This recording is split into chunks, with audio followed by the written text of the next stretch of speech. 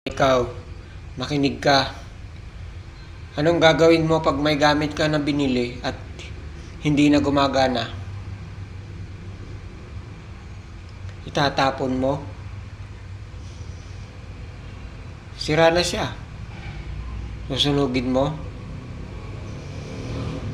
Alam niyo po, wag sana tayong maging ganyan sa harapan ng Diyos. Dahil katulad ng isang gamit na kailangan nating gamitin at hindi siya nagpansyon, ay itatapon na natin. Wala na siyang silbi. Wag po sana dumating yung point na tayo buhay at malakas, maging ganun tayo. Ang Panginoon ay may layunin sa atin. Kaya tayo narito nabubuhay para pakinabangan o makinabang ng Diyos sa atin. Magpansyon tayo doon sa na dapat tayo. Kung saan ano yung gusto ng Panginoon na tayo ay gumagalaw.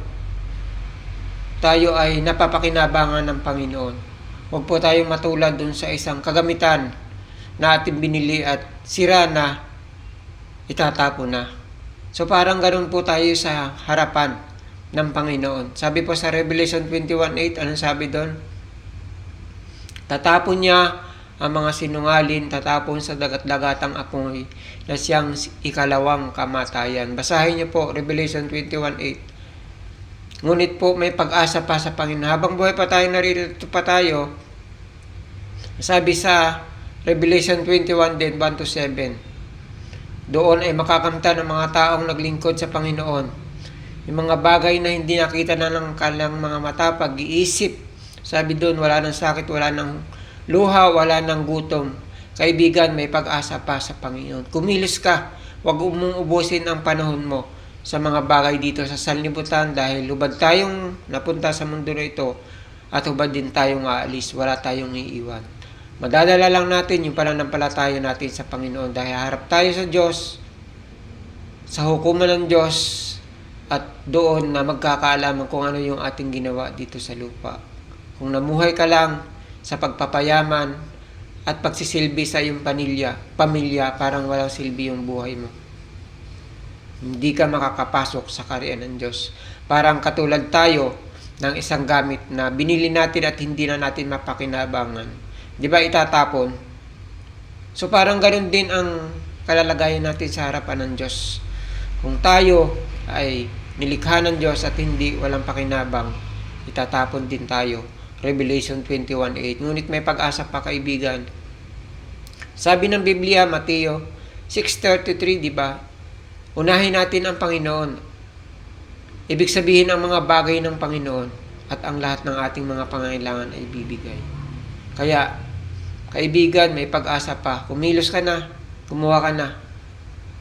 Ibalansin mo na yung buhay mo. Huwag mong ubusin ang panahon sa mga bagay na narito sa mundo sapagkat ang lahat ay lilipas. Yun lamang. Word of the day. Thanks for watching and sharing. Follow for more.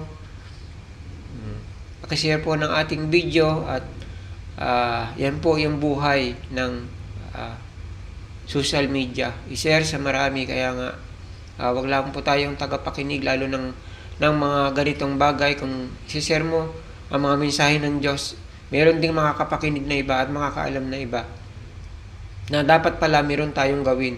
Magpangsyon yung ating buhay bilang nilikha ng Diyos na meron siyang plano.